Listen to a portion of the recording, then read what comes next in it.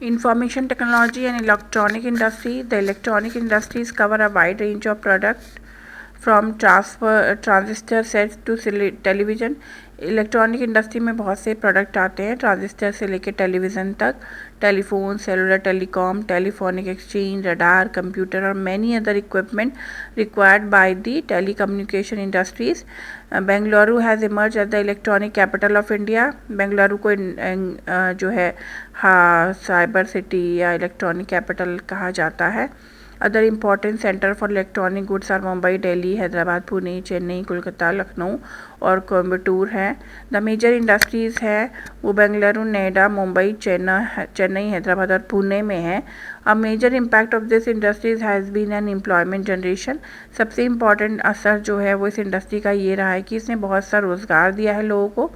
The continuing growth in the hardware and software is the key to the success of IT industry in India. लगातार hardware हो या software हो, उसमें लगातार growth हो रही है और ये इस IT इंडस्ट्री की सक्सेस ही है कि ये लगातार ग्रोथ कर रही है.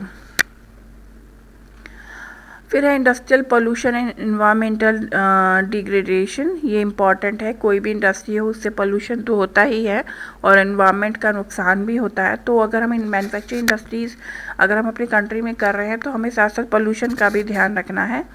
Although industries contribute significantly to India's economic growth and development, the increase in pollution of land, water, air, noise and resulting degradation of environment that has caused cannot be overlooked. जब industries जो है वो India के economic growth में बहुत contribution और development में बहुत योगदान दे रही है, उसके साथ साथ भी लैंड, वाटर, एयर और एयर में जो पोल्यूशन हो रहा है, नॉइज़ पोल्यूशन हो रहा है और जिसकी वजह से इन्वायरमेंट ख़राब हो रहा है, उसको भी हम अनदेखा नहीं कर सकते.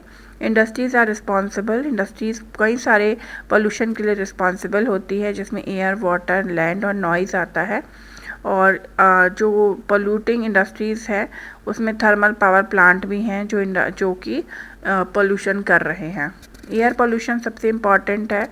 फिर हमारा वाटर आएगा, लैंड आएगा, नॉइज़ आएगा.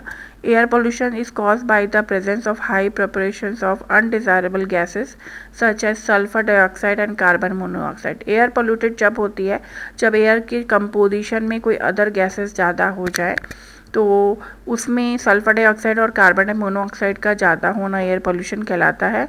Air burn particulate material contain both solid and liquid particles. Air में जो डस्ट होती है या जो पोल्यूशन होते हैं उसमें सॉलिड और लिक्विड दोनों पार्टिकल्स होते हैं, जैसे कि डस्ट है, स्प्रे मिस्ट, स्मोक है.